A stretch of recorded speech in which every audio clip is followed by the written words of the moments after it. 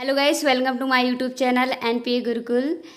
पर आज सबसे पहले आप लोग का बहुत बहुत धन्यवाद। आज हमारे 300 सब्सक्राइबर पूरे हो गए हैं। 300 सब्सक्राइबर आप लोग ने पूरे कर दिया। आप लोग का बहुत बहुत सपोर्ट रहा है, इसके लिए आप लोग का बहुत बहुत धन्यवाद। ऐसे ही सपोर्ट करते रहिए, हमारे चैनल को आगे बढ़ाते रहिए। आज हम आपको पढ़ाएंगे बेसिक नॉलेज, ठीक है, फिजिक्स में।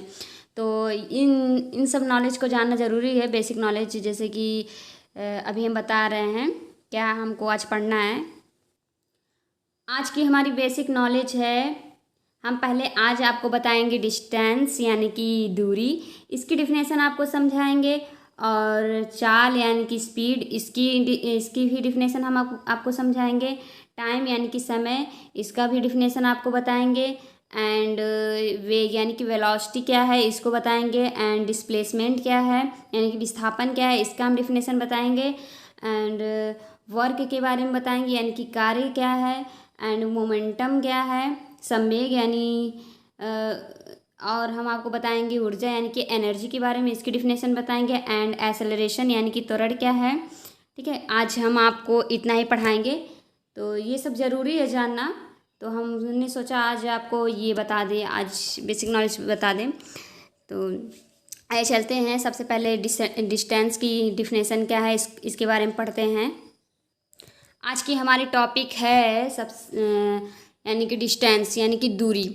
तो दूरी बराबर होता है चाल गुणे समय। ठीक है, इसकी डिफिनेशन क्या है, किसी दिए गए समयांतराल में वस्तु द्वारा तय किए गए मार्ग की लंबाई को दूरी कहते हैं। यह एक अदिश राशि है, यह सदैव धनात्मक यानी कि पॉजिटिव होती है।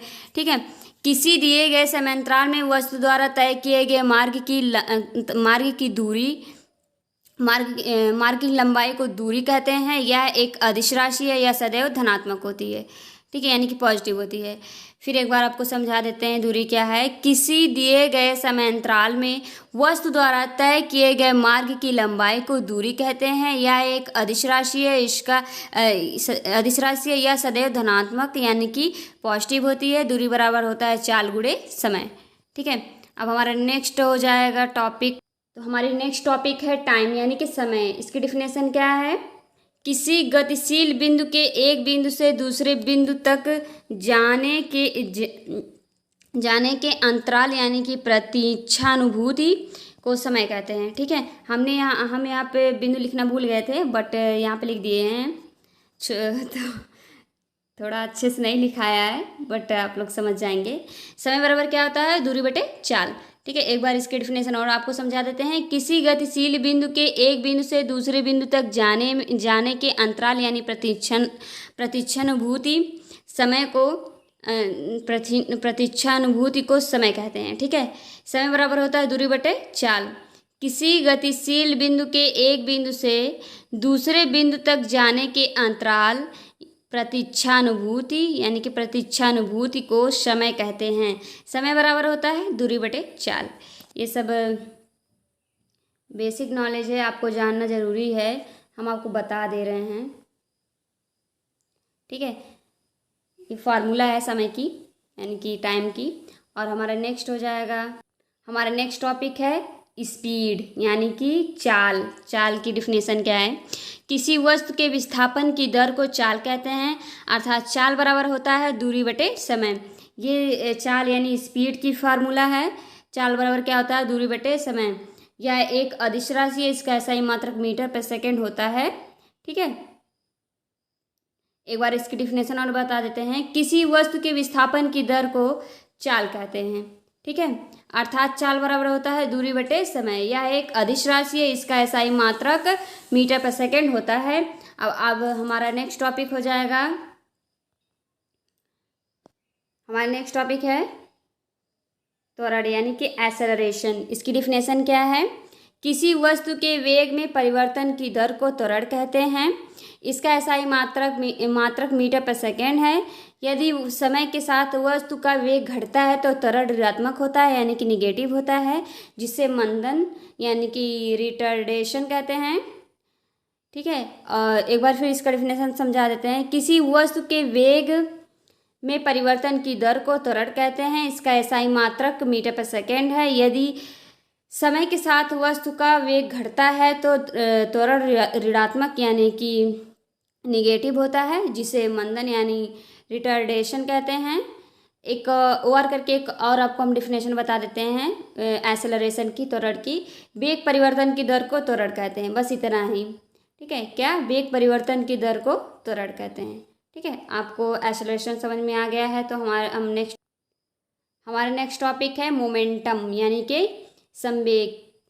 तो मोमेंटम की डिफिनेशन क्या है संवेग की? किसी वस्तु के द्रव्यमान तथा वेग के गुणनफल को उस वस्तु का संवेग कहते हैं। अर्थात संवेग बराबर होता है वेग गुणे द्रव्यमान। यह एक सदिश राशि है। इसका एसआई मात्रक किलोग्राम मीटर पर सेकेंड होता है, ठीक है। क्या होता है मोमेंटम की डिफिनेशन? किसी वस्तु के द्रव्यमान तथा वेग के गुणनफल को उस वस्तु का संवेग कहते हैं। अर्थात संवेग बराबर होता है वेग गुणे द्रव्यमान, ठीक है। यह एक सदिश राशि है। इसका एसआई मात्रक किलोग्राम इंटू मीटर पर सेकेंड होता है, ठीक है। ये तो अब हमारा नेक्स्ट टॉपिक है, क्या है हमारा नेक्स्ट टॉपिक है वेलोसिटी यानी कि वेग की डिफिनेशन क्या है वेलोसिटी की? किसी वस्तु के विस्थापन की दर को या एक निश्चित दिशा में प्रति सेकंड वस्तु द्वारा तय की गई दूरी को वेग कहते हैं, ठीक है। यह एक सदिश राशि है। इसका एसआई मात्रक मीटर पर सेकेंड है, ठीक है। एक बार इसकी डिफिनेशन और आपको समझा देते हैं।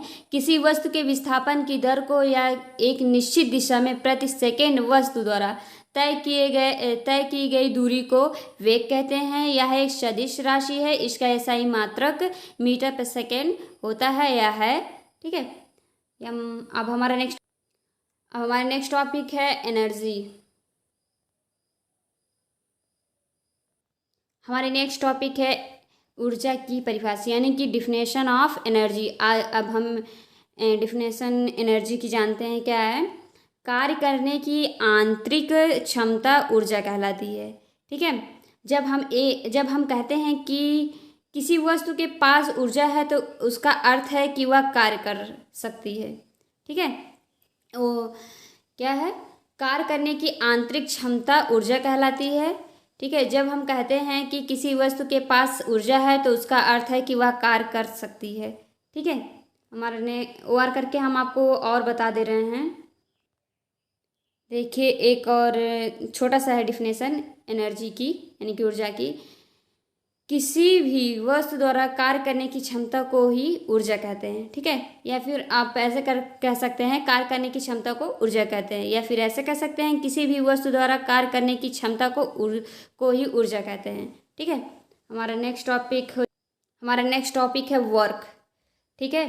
कार्य यानी कि कार्य। और इसकी डिफिनेशन क्या है? कार्य की परिभाषा क्या है? डिफिनेशन क्या है? जब किसी वस्तु पर बल लगाया जाता है तो उस वस्तु में कुछ विस्थापन उत्पन्न हो जाता है। वस्तु पर लगाए गए बल तथा उत्पन्न विस्थापन के अदिश गुणनफल को वस्तु पर कृत कार्य कहते हैं, ठीक है। एक बार और इसकी डिफिनेशन समझा देते हैं आपको। जब किसी वस्तु पर बल लगाया जाता है तो उस वस्तु में कुछ विस्थापन उत्पन्न हो जाता है। वस्तु पर लगाए गए बल तथा उत्पन्न विस्थापन के अदिश गुणनफल को वस्तु पर कृत कार्य कहते हैं। आज के लिए बस इतना ही। आज जितना समझाया आपको समझ में आ गया होगा। और वीडियोस को लाइक कीजिए, सब्सक्राइब कीजिए हमारे चैनल को, ज़्यादा से ज़्यादा वीडियो को शेयर कीजिए। और आज के लिए बस इतना ही। अब हम नेक्स्ट टॉपिक आपको नेक्स्ट डे बताएंगे। Thank you, bye.